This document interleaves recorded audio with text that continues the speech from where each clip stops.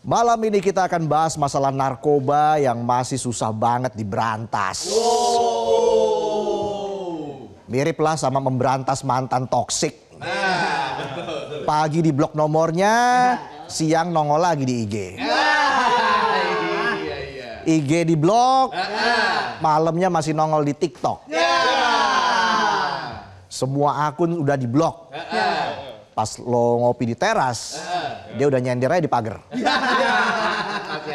Mantan apa jelangkung tuh. Datang gak diundang, pulang minta dianterin. Narkoba udah kayak kecoa. Menyusup ke dalam rumah diem-diem, tahu-tahu bikin kotor. Lo gebuk satu, besok nongol lagi dua. Lo gebuk lagi dua, besoknya malah datang serombongan. Gak habis-habis. Bahkan narkoba sekarang udah menyasar semua usia. Gak cuma orang dewasa tapi anak remaja juga udah banyak yang terpapar.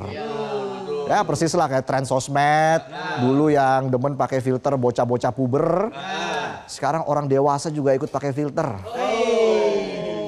Kebanyakan pakai filter langsing. Foto di IG badannya kayak model. Pas diajak ketemu aslinya kayak ondel-ondel. Bikin pangling. Situ siapa ya? Berdasarkan data survei nasional prevalensi penyalahgunaan narkotika tahun 2023, sekitar 1,73% penduduk Indonesia atau sekitar 3,33 juta jiwa terjerat penyalahgunaan narkoba. Bayangin 3,33 juta orang itu setara jumlah penduduk di sebuah kota. Tapi halu semua. Uye. Halu nih kayak lagi nongkrong di BKT, dikira ikut KTT non-blok. Isinya debat sama kucing lewat tuh. Kucing, enak mana kopi saset sama kopi tubruk? Kucingnya jawab, yang penting gak pakai gula. Karena kamu udah manis.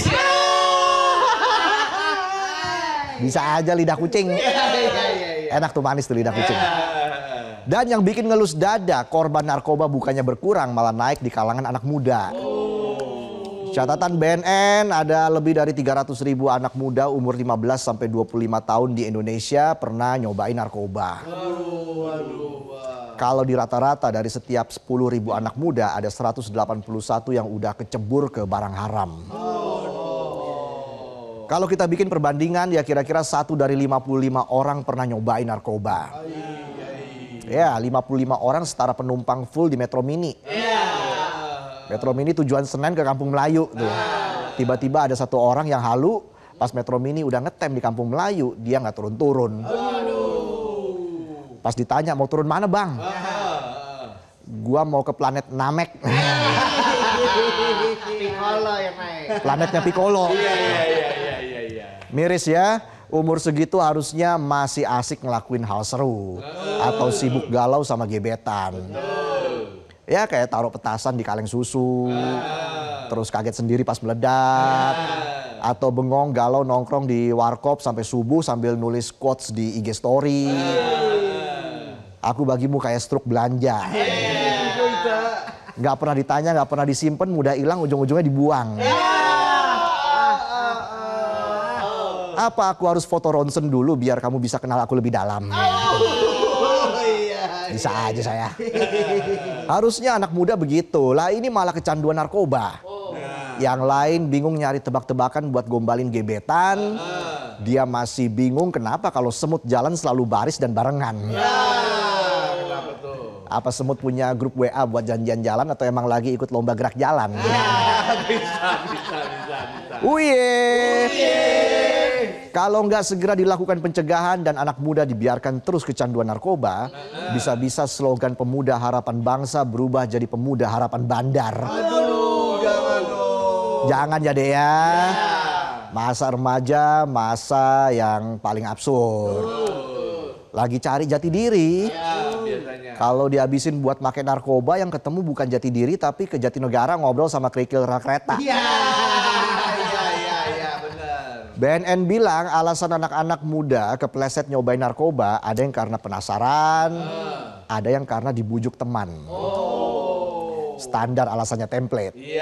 Tapi parahnya habis nyobain malah ngajak temen lain.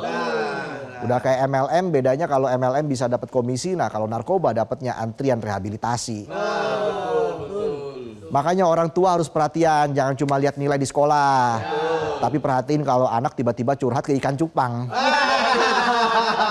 Bisa gitu. Itu bukan anak penyayang hewan, tapi tuh bocah udah ketinggian. Iya. Uye! 15 September kemarin, Kepala BNN Komjen Suyudi Aryo Seto bilang, gampang aja kok buat ngenalin ciri-ciri remaja yang udah terpapar narkoba. Oh, gimana tuh? Pertama, rambut mereka biasanya acak-acakan alias nggak keurus. Kedua, jam tidurnya kebalik. Malam aktif, pagi tidur. Rambut acak-acakan, jam tidur kebalik. Penonton banget itu. Malamnya nonton Midnight Live, pagi baru bisa merem. Tapi banyak juga orang lain yang kerjanya malam. Masa iya kita mau dituduh ikut-ikutan pakai narkoba? Kalau semua yang jam tidurnya kebalik dituduh narkoba, BNN penuh. Lanjut lagi, ciri berikutnya orang terpapar narkoba adalah suka mengurung diri. Emosi gampang meledak. Dan bau badan kurang sedap. Kalau yang ini lebih kayak ciri-ciri orang baru putus. Hobinya ngurung diri di kamar, kesenggol dikit emosi, terus males mandi, takut keinget pas jadian. Iya. Soalnya waktu jadian ditembak pakai video call pas lagi keramas. Gimana? Oh iya, jadian. Ayo. Nah, kalau definisi ini dipukul rata, bisa-bisa tiap orang baru diputusin bukannya curhat tapi masuk daftar rehabilitasi. Tapi walaupun ciri-ciri itu kelihatan receh dan mungkin malah lebih mirip sama pekerja shift malam atau orang yang lagi patah hati, tetap aja tanda-tanda itu nggak bisa kita anggap sepele. Betul. Karena kadang yang kelihatan sepele malah jadi pintu masuk menuju masalah besar. Rambut acak-acakan mungkin masih wajar. Bisa aja karena capek pulang kerja, stres di kantor. Tapi kalau tiap hari kelihatannya makin amburadul, itu tandanya kita harus mulai waspada. Betul. Mungkin di rumah habis berantem sampai jambak-jambakan. Kan kasihan. Mungkin kita bisa bantu nyisir biar nggak berantakan. Jam tidur kebalik juga udah biasa buat orang yang kerja malam atau yang hobi nonton bola. Tapi kalau pola tidurnya udah berantakan sampai nggak bisa bedain siang sama malam, bahkan sampai sekolah atau kerjaan terbengkalai, jelas itu tanda kalau ada sesuatu yang nggak beres. Betul, harus diwaspadai. Ya mungkin dia semalam overthinking.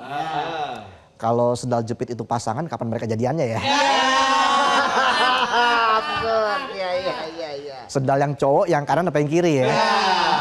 Iya. Udah kayak bedain mana zebra cowok, mana zebra cewek. Tahu kan bedanya kan? Zebra betina itu warnanya putih, garisnya hitam. Kalau zebra jantan warnanya hitam, garisnya putih. Sama ya? Emosi kan? Emosi gampang meledak juga. Emosi gampang meledak mungkin terdengar biasa. Namanya juga anak muda, ada aja dramanya. Tapi kalau marahnya udah kayak petasan banting, sedikit-sedikit kepancing, dikit-dikit ngamuk, itu bisa jadi bukan sekedar karena galau, tapi galau plus gak punya duit. Betul. Jangan kan disenggol, disenyumin aja jadi perkara tuh. Iya. Ingat, narkoba nggak pernah langsung bikin orang berubah jadi zombie dalam semalam. Perubahannya halus dan pelan. Kayak kamu pas udah bosen sama aku. Perubahannya halus, pelan, ngilang. Efek narkoba sangat tidak main-main. Otak jadi rusak, daya ingat drop, konsentrasi hilang, mental makin berantakan, gampang cemas, gampang depresi. Bahkan bisa ngobrol sendiri sama kursi plastik dengan penuh keyakinan. Ngobrol sama kursi plastik.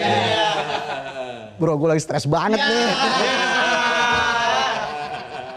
Makasih ya udah selalu ada dan bisa jadi tempat gue bersandar. Kalau kata tukang counter HP, ini mah LCD-nya udah kena nih. Kalau kata orang bengkel, kampas remnya udah habis nih, udah los. Uye. Dampak narkoba juga bikin perilaku berubah. Bisa jadi agresif, bikin onar, nyakitin diri sendiri dan orang lain. Ya, ujung-ujungnya sekolah berantakan, kuliah drop out, karir kandas. Jadi jangan heran kalau banyak yang akhirnya nyesel di tengah jalan karena narkoba itu mesin penghancur masa depan tercepat setelah utang pinjol. Betul. Padahal negara lagi sibuk ngejar mimpi Indonesia Emas 2045. Bayangin kalau setengah generasi muda malah sibuk ngejar dosis. Bukan jadi generasi emas, malah jadi generasi was-was.